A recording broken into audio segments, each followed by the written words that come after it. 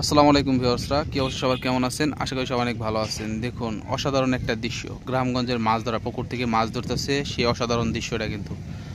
তো কে কে গ্রামগঞ্জে গিয়ে মাছ ধরেন পুকুর থেকে বা নদী নালা খালবিল থেকে, অবশ্যই কমেন্ট করে বলে যাবেন। দেখুন কত সুন্দর করে মাছ ধরতেছে, পানি সেচের মাধ্যমে কিন্তু পানিটা এখান থেকে নিষ্কাশন করে নিতেছে আরেক জায়গায়।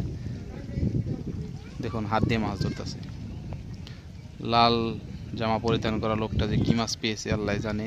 তো মনে হইতেছে জিওল মাছ, মানে কাদা সহ ওঠানোর চেষ্টা করতেছে।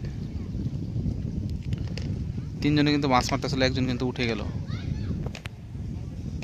ওরকম কিন্তু মাছ নাই, হয়তো বা আগে মার মেরে ফেলছে, এর জন্য কিন্তু এরকম দেখা যাইতেছে। তো এটা কিন্তু একটা অসাধারণ দৃশ্য। এই দৃশ্য কিন্তু সহজে এখন আর সচরাচর দেখা যায় না, খুবই কম দেখা যায়। তো আপনি যদি এইভাবে কখনো মাছ মেরে থাকেন, অবশ্যই অবশ্যই ভিডিওটা একটা লাইক করে শেয়ার করে দেবেন, যাতে সবাই দেখতে পারে সেই ঐতিহ্যবাহী মাছ ধরার দৃশ্য।